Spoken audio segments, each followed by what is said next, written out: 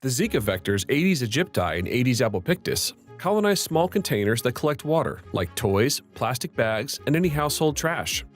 Physically finding and neutralizing all these sources of container mosquitoes is labor-intensive and expensive. But recent advances in aerial spray technology have made it possible to target these small container mosquito habitats using droplets of the biological bacterial larvicide VectoBac WDG. Using this technology, an area can be blanketed with these safe larvicide droplets, thereby reducing and eliminating the need for physically finding each and every container mosquito source. Research has also shown that aerial larvicide spraying using VectoBac WDG is the most economical method for controlling container mosquitoes, especially when covering large areas in a short time. The Florida Keys Mosquito Control District and the Mosquito and Research Control Unit in the Cayman Islands were the pioneers of perfecting the aerial larvicide spraying technology using VectoBac WDG. The Florida Keys Mosquito Control District uses a rotary wing aircraft, whereas the Mosquito Control Research Unit in the Cayman Islands utilizes a fixed-wing aircraft for aerial larvicide spraying.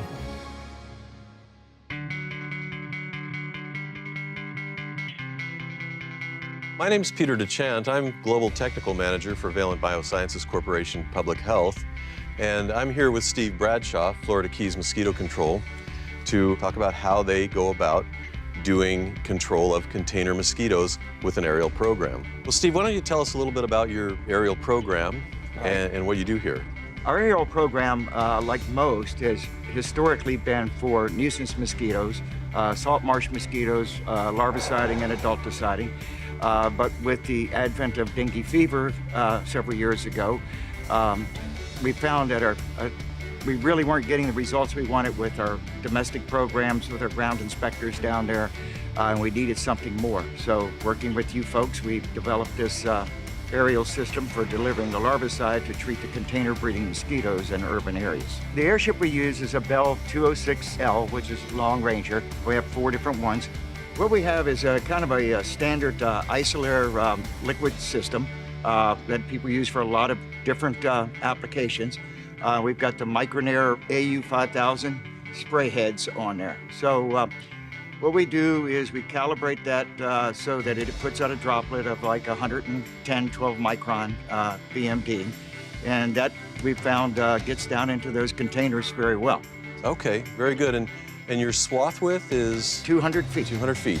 We're covering 32 acres a minute. We're putting out half a gallon of mixed product per acre. Okay, and that half a gallon of mixed product contains how much VectoBac WDG? 1/2 a pound of VectoBac WDG to 1/2 a pound to 1/2 a gallon of water goes per acre. Okay. So it's 1-to-1 mix, 1 gallon and 1 pound.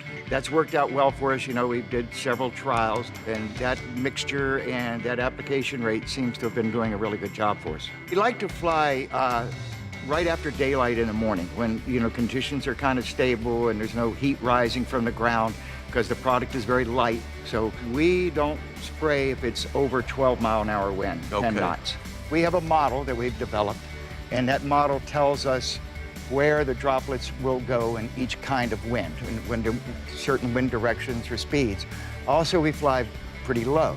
So we're doing this at 100-foot elevation, and that's not that far above, you know, if we're doing Old Town Key West, the trees and the houses. So once they get down out of that clear wind and down into there, then they can settle around and drop, you know, because there's not as much airflow down among the obstacles. VectoBac WG is pretty easy to mix with water in small batches, and and it mixes up nicely and stays suspended. But when you go to this kind of operational scale where you're making really big batches and putting out 100-gallon loads into the helicopter really fast, tell me about the specialized equipment you've put together for this purpose. Typically, we'll do 500 pounds and 500 gallons in a typical mission down in Key West. This is our mixed tank that we actually mix up the product in. We have our water tanks to carry the water to mix it in.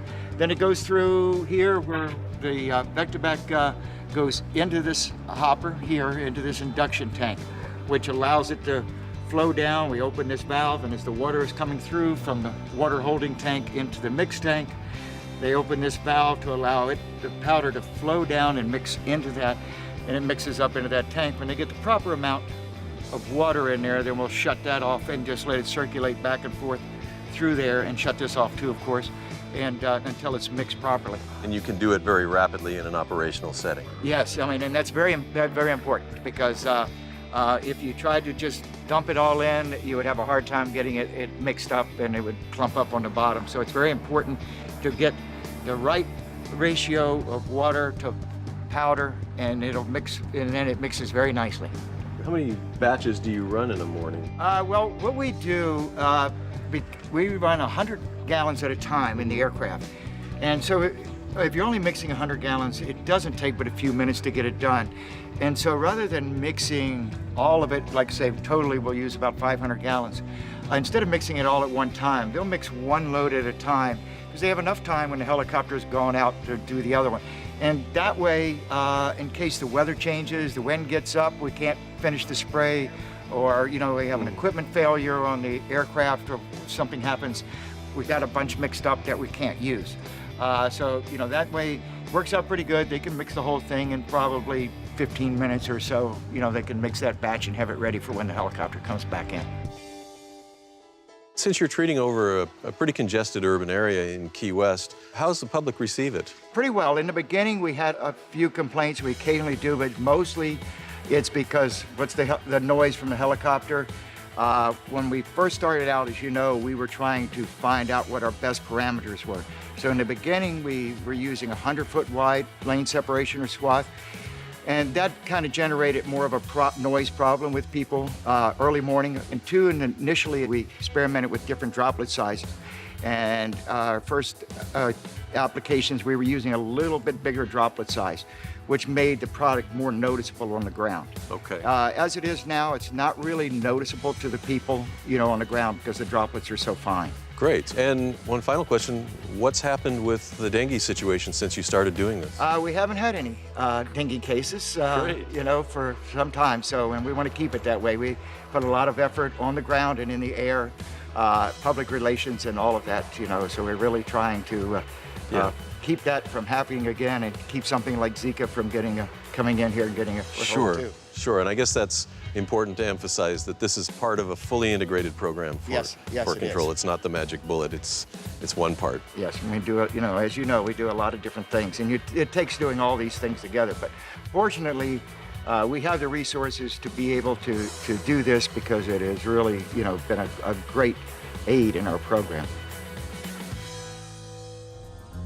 We're here on Grand Cayman with Fraser Allen, who is field operations with MRCU, Mosquito Research and Control Unit for the Cayman Islands. And Fraser worked very hard with myself and others in the development of this VectoBac WDG aerial spray technology. It's a little different here than what we saw in the Florida Keys because of the speed of the aircraft and the swath width. We're applying at a much higher rate, approximately higher mix rate, I should say, approximately 24%. So Fraser, why don't you talk a little bit about this mixing system and the modifications you had to do to achieve that mix? Yeah, one of the modifications that we had was this tube here, which recirculates back into the Venturi system. We had a higher mix rate, so we had a little bit of issue with the blockage in this Venturi part that brings the chemical in. But once we got that set up, we have the right flows and we have a nice thicker mix eventually in the tank. We load that into the plane and we're good to go.